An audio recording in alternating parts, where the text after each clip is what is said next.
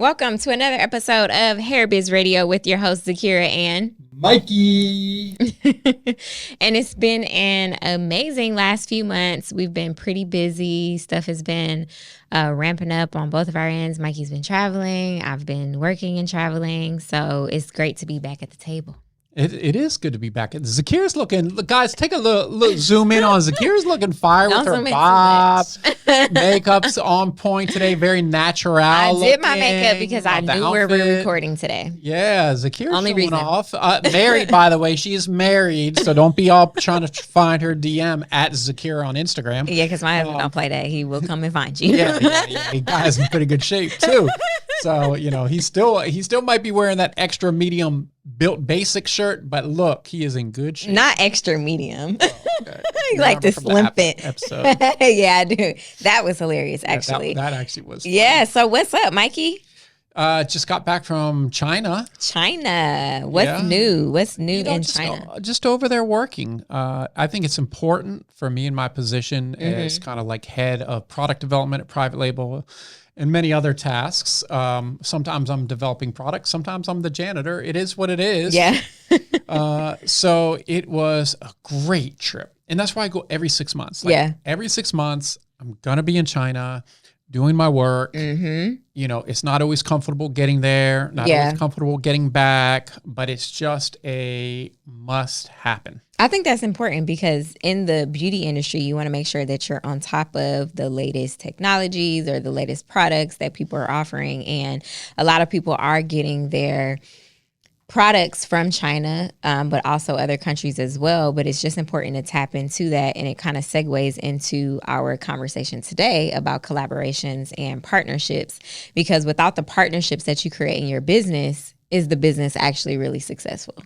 Very difficult to be successful without partnerships. Yeah, so I feel like you've done a great job at building the partnerships overseas so that now when you need something, it's like you're waiting no time for it. Or if you have an idea and you're like, hey, we really want to get this out to our clients so that they can get it out to their clients, how can we go about doing this? And they're on it right away. There's literally nothing that is impossible for them to do because of the partnerships that you've built. Oh, for sure. Because it's a lot less risky. Of course, we've spent like tens of millions of dollars on hair with them. So like that obviously helps. Right. So it's a little less money risk. Talks in that way. At the end of the day, I mean that like, okay, so if we went back to 2013, 2014 when we got started, if I try to do some of the product development I'm trying to do today, it wouldn't have worked because I didn't build those relationships. We didn't have the purchasing power.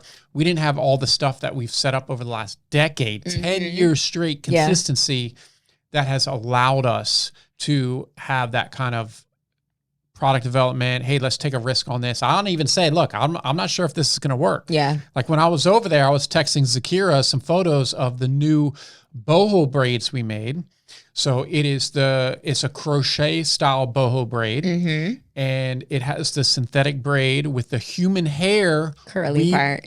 So like a deep wave human hair. We can do other styles weaved in, right? Or I guess braided in. So it looks when they finished it, and I was like, holy cow, this is exact boho braid. Yeah, it is. It looked really good. So stuff like that just isn't going to happen if I'm not over there. Like things could just move so fast. Right. That is true. I kind of want to break it down to a basic level for people who maybe they're just getting started in the hair industry and they don't have the resources to go over to China or build relationships with vendors overseas in that particular way.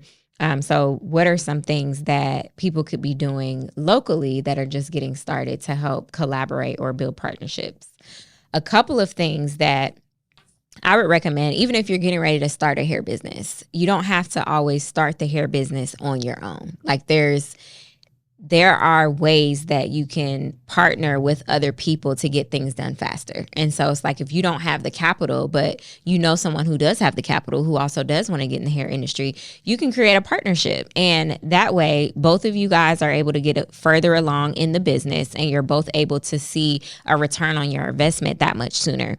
So I think we've gotten to a place where people are so like, I want to do this, I want to do that, I'm going to make this happen, I want to be the head of this business. I want to be the face of this. And it's like partnership. Like we need to get back to partnerships. And I think that is what's going to help people kind of move the needle in business. Oh, for sure. And and I can tell you, when you're finding a partner, find someone that has opposite skills as you. Yeah, that's really good. Like if someone was really good at SEO, marketing, and some of the stuff that I'm really good at, like it doesn't make sense for me to find a partner that's really good at those things too. Right. Find someone that is like outspoken, someone that's outgoing, has business relationships, that can go and build relationships and make things happen and execute the things that need to be done on the front end versus the back end. I think that's important too. That's so important. And second, make sure way ahead of time, clear roles and responsibilities. Yes. Clear legal partnership. It's going to cost you a little bit of money to have like a partnership agreement actually drafted. Yes. Stick by that partnership agreement. Come up with certain things as far as, hey, we're going to invest X amount. What does like distributions look like? Honestly, if you get a distribution in the first couple of years, you're doing really well winning. because it will take a couple of years. I talked about it in my book was, I don't think I made my first dollar in the hair company for 2.5 years. Yeah. So I remember my first check, it was 2.5 years after starting this business. And that's kind of was clear as like, no one's getting paid until the company's in a good spot. Yeah.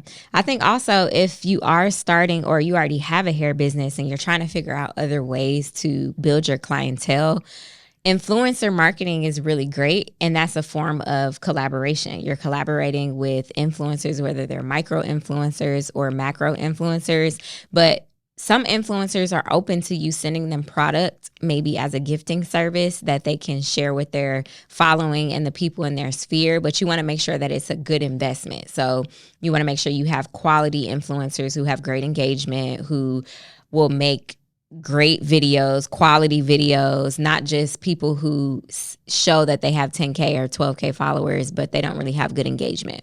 You want to make sure that you're choosing your collaborations very, very, very tightly, especially if you don't have money to just throw away or inventory to just give away that doesn't necessarily create a return. And you're not necessarily looking for people to go and just flood your site return, but you also want to get those people that are going to your site that you can track them with abandoned cart or add them to your email list. That way you're still in front of them for time to come.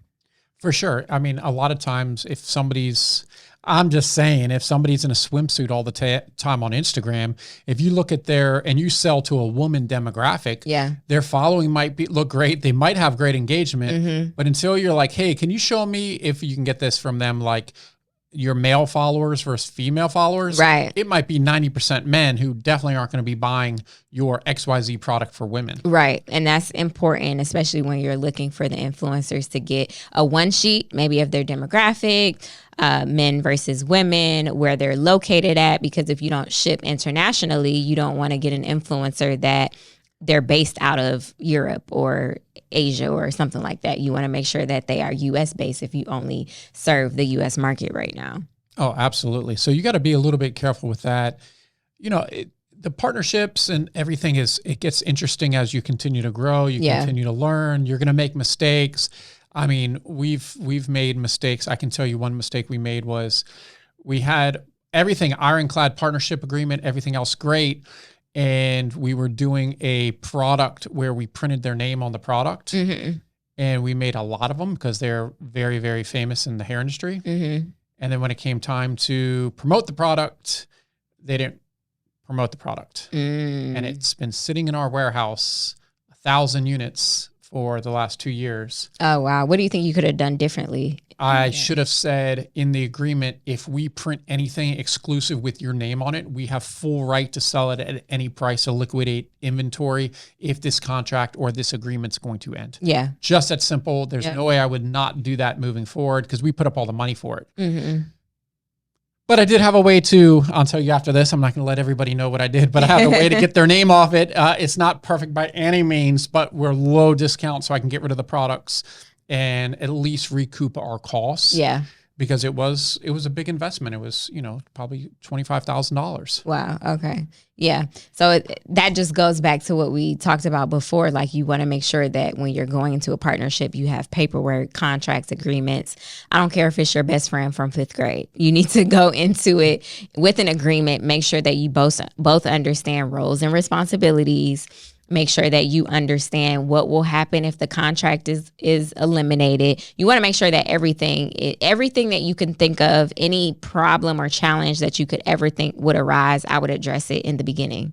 That way you don't have to go back and you're kind of looking like, what do I do now? And guess what? Something will probably still come up later. Absolutely. And that will be your learning experience in the partnership. Definitely. Because even today, after all our partnerships and everything else that we've done at Private Label, and we're continuing to look for partners, it's been great to learn from it, even though some of them have been very expensive mistakes. Yeah. But it's just, guys, it's part of the game. Like, it's about how quick you can learn. Yeah. I actually was just sitting down with Nick, who's been with us for a couple of years. And I was like, Nick, do you know why I'm not a billionaire and you're not worth $500 million? And he's like, why? I was like, we're just not smart enough. We have to continue to learn and elevate everything we do from experiences. We got to learn from each other, have people around us that are smarter than us with different things and learn from them. And that's how we're going to learn. I might not get to $1 billion. I don't really care about being to $1 billion, but 25 mil in the bank would be nice. Yeah, right? Yeah, I was actually just listening to like a podcast on the way here. Is like, how much money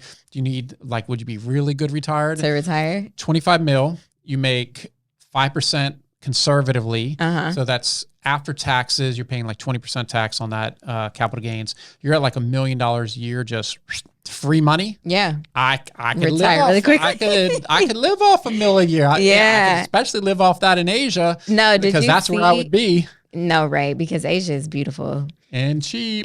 Yeah. Did you see the person who won the lottery and he presented himself with like a scream mask over because he didn't want people to know that he made all that money? That actually happens often. Really? People will wear a mask because they don't want their friends and family to know they have it. That's exactly why he was saying he did it. I thought it was interesting, but also I thought about it and I was like, I would do the same thing. Yeah. Because I don't want to be a bank, It's not going to work out well. It's not going to work out for the other people as well. Like, just helping them out, it's not always a good thing. Yeah, for sure.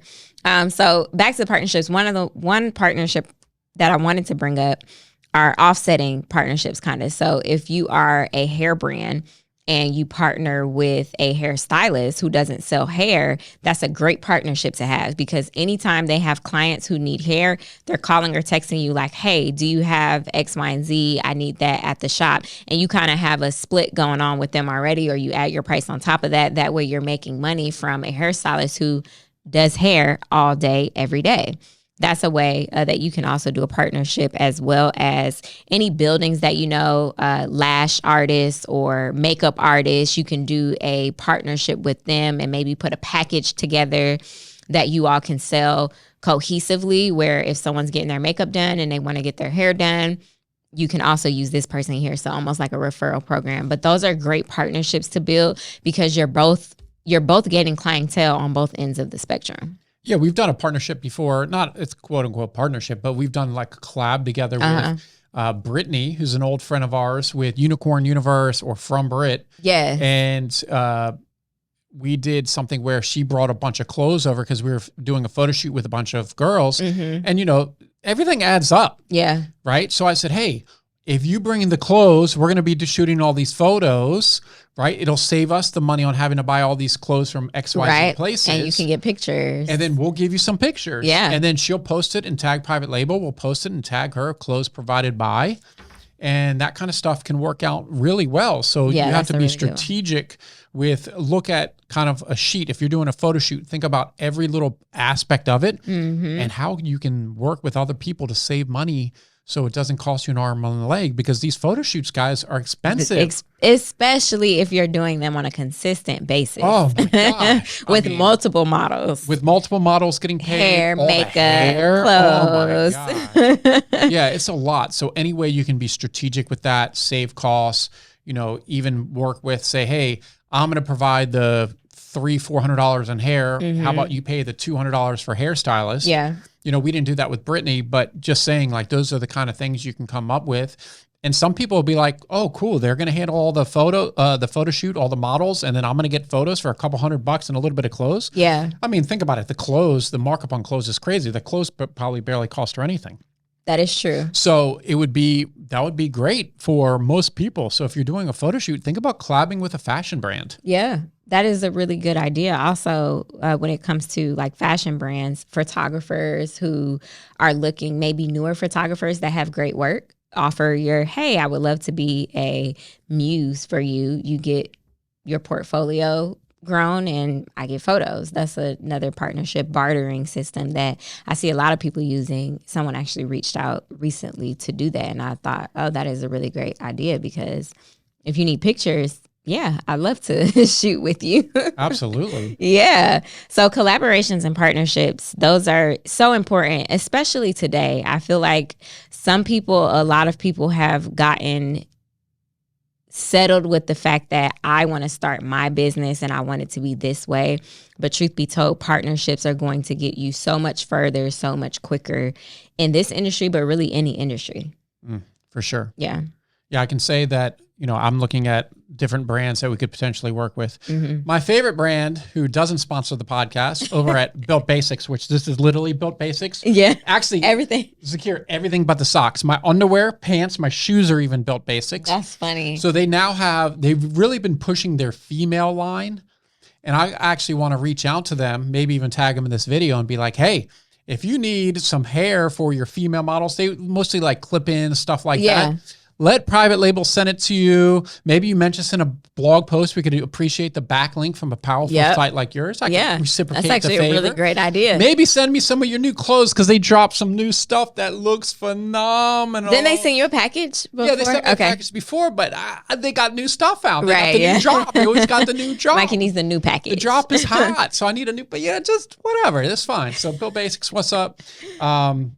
There's actually I'm going to have to look it up real quick. There's actually a hair event partnership that they wanted to do. So there is a guy at a huge hair show coming up September 3rd through 5th. It's in Guangzhou, China. It's one of the biggest hair shows in the world. And so they invited me out to come visit. So they're going to set me up. I'm actually now you got a private invite to go visit. We're Hair Biz Radio, getting big. We're going viral clips. Not a private invite. So they gave me a coupon code. So I got to grab my phone and look it up, the coupon code number. So you can go and get a discount on your tickets if somebody wants to take that trip to China. It's far from the United States. Yeah. I'll just be upfront. Definitely. But Guangzhou is a great place to visit. I've been there before, and pretty easy setup. And I think China now has visa free for US for 7 days. So you could go to the show and then get out of there and not have to get like a real visa, which with China is not always as easy. Pretty interesting. So give them another partnership. I'm going to grab my phone and we're going to see what that coupon code is. So your coupon code for the China International Hair Fair coming up beginning of September in Guangzhou, China, HairBiz10. It's going to give you a nice little discount. You're going to need it because it is a little expensive to get out to China. Yeah, a little. Flight prices, but flight prices have come down. And we're in July now. The show's in September. Yeah. Okay. So you have a couple months for planning, about a month and a half of planning. The good thing is once you're in China, so the expensive part is always the flight. And no, Spirit does not fly to China. No, Spirit does not fly to China. And I wouldn't recommend that anyway. Yeah, no. Once you get there, hotels are very inexpensive relative to US. Food is super cheap there. So it's more quality. Oh, the quality is amazing. Yeah. So just use HairBiz10 as your coupon code, get a little discount. Let me know. You can reach out to Moran, Mikey on Instagram if you're going to be there. We can meet up at the show, and I'm going to be there. So I'm booked. I'm booked and busy. That's a great example of a partnership. That's a good example. They were going to give me a booth and all this other stuff, and I was just like, I'm not bringing the whole team out to China. Well, one and two, that's a lot of competition in their city. I like competition, and maybe we could do something different. You never know. We can meet people overseas. My thought would be I can meet people from other countries. Maybe I could have other partnerships because people are dying for us to come to the UK. Yeah. People are dying for us to come to Australia, set up the drop shipping and everything else. So yeah, I'm going to be there. So it'd be great to see you it's a massive hair show. So this is one of the biggest hair shows, right? One of the biggest. Okay. Yeah, one of the biggest. Yeah. And actually one of my partners that I work with in China, he's going to take the bullet train, which is amazing. Bullet train down. So he always, every time we go to China, he always says, oh, let's go. This time we were in Shanghai. He sets up the hotels and sets it up. So this time I said, hey, you're coming to my thing, the hair show in China, random. And I was like, I'm going to get the hotels this time. Nice. So setting him up nice, just to be fair. And it'll be good. It's going to be a good show. That's nice. Yeah, really dope. Any shows that you would recommend in the U.S. that people could check out? So I actually haven't been to that many shows, but we've done Bronner Brothers many times. Yeah. And I think Bronner Brothers, going to the Bronner Brothers show is a great experience. They have one coming up in New Orleans in just about a month or so. Okay. We're not actually going to be there this time. We have some other stuff that we have to get done currently. So we're sad we're going to miss it. We were at the one here in Atlanta. Yeah, in February. Earlier this year, which was great. I would love to have the podcast do a live episode at Bronner Brothers. Yeah. We talked about it. It still didn't happen. Right. So I'm going to have to cut this clip out and tag Bronner Brothers and be like, Bronner Brothers, me and Zakiyrah said we're going to come do the podcast, Hair Biz Radio. We did. The number one podcast for the business side of hair. Yeah. Like, what's going on, guys? Let's get it together. Maybe they'll hear it. Maybe I'll have to send James Browner. James Browner was one of our guests. He was one of our guests. That episode, guys, was so good. That was one of our top episodes. It was so good. Very informational. So much information. Go back and listen to the James Browner episode. So, we'll have Shekinah or someone as a guest, and we'll have some other guests. Shekinah crazy, by the way. She's hilarious. Look, shout out to Shekinah. She was on the podcast, absolutely went viral like 15 times. If you have a podcast, try to get Shekinah. She's busy. Try to get her on there. But that's another partnership, right? That is another partnership. So she came on, and, our downloads and stuff have always been consistent. But when I tell you our social media blew up. Yeah, it did. Our Facebook page gained like 20,000 followers in 2 weeks, 3 weeks. Yeah, it was like 3 or 4 clips. 3 or 4 clips. Yeah, that went crazy. I think we have 3 clips over 2 million views or 2 million views. So Shekinah, thank you. Right. Thanks, Shekinah, working on some stuff, because we had such fun and we've talked to each other and like just, hung out a few times and we just have so much fun together. Yeah. So we're trying to do some more video and media stuff together, and those kind of partnerships, you never know what's going to come out of that. You don't. And it's good to have those partnerships and also make sure that you're vetting the partnerships that you're wanting to get into as well. Yeah, even if a partnership's not big in the beginning, I usually say a partnership's like a marriage. Yeah. So it's like go on go on some dates. You got to go on some dates before you get married. Yeah, that's true. So before you get into this long-term dedicated partnership, go on some dates, meaning try some little small projects together. Yeah, no smashes and passes though. I don't even know what that means. Zakiyrah must be going back to her old days of smash and pass. Absolutely not. But I know nothing about that subject. I'm sure you don't. So we definitely sarcastically. We definitely are not going there. But yeah, so warm up the relationship. You don't have to go in like at 1,000% right away. But if you're going to do the partnership, do the partnership. Right. And don't make it to where one person is holding up most of the weight versus the other person. You want to make sure sometimes it may be, and it's just like a marriage, it may be 70-30, 50-50, 20-80, 90-10, 100-0, but you want to make sure that overall the partnership is very mutual. Absolutely. Mutually beneficial, definitely. Actually, I have a partnership idea with Zakiyrah that just came up. I was thought about it and I was like, okay, should I do this project? I think it could be really good. I don't know. Maybe I'll have to talk to Zakiyrah after this. It's pretty good. We'll see. Partnership. Because me and Zakiyrah are just trying to work together on more stuff. And yeah, whatnot. Definitely. We've been working together for 10 years, guys. Has it been 10 years? We're in 2020. Yeah. 10 years. I think this year makes 10 years. Yeah. Yeah, it's 10 years been. Wow. Yeah. I was like young. How old were you how old are you now? I'm 31. Oh, so she was 21.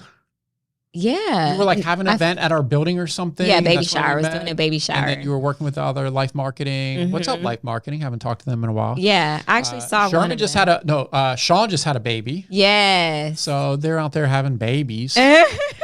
You know, we're over here recording podcasts. Right. And Mikey's cats. And my cats are doing well. Yeah. Cats are doing well. Yeah. So this was a really good episode. I think it's important to just have partnerships in business like that. It's fun. Partnerships are fun too. Collaborations, they can be fun and they can be very helpful. They can help the business grow. And I think that if we expand our minds to bring in other people to our spaces and to our businesses, we can succeed that much. So I'm going to challenge you all to figure out what type of partnerships that you can create within your business. It doesn't even have to be in the beauty industry, but what partnerships can you create in your business to kind of plunge yourself a little forward to accomplish the goals that you have? Absolutely. And one of the things about partnerships, you know, I think for myself, we've had many partners over the years. Yeah. Some have been good, some have been great, some just haven't worked out. Right. And I appreciate everyone that I've worked with, whether it's been a good experience, bad experience, we made money, we lost money. Yeah. Because at the end of the day, it's what I've learned from that partnership that is going to make me better in the future. So if you have a bad partnership or something just doesn't work out like you thought it would, like you initially planned, it's okay. Just keep going, keep building, learn from your mistakes, and appreciate everyone that you've worked with, their time, and you know, hopefully you've learned from other people. Yeah, definitely. So we'll be back with another episode of Hair Biz Radio. Make sure you guys like, comment, and subscribe. Make sure you download the podcast, because sometimes you can go on and listen to it, but make sure you actually download the podcast, and that might be subscribing the same thing. But make sure you download the podcast. Let us know if there's anybody else that you want to hear from that we can have on the show. But we have some amazing guests coming up, so just stay tuned. Later.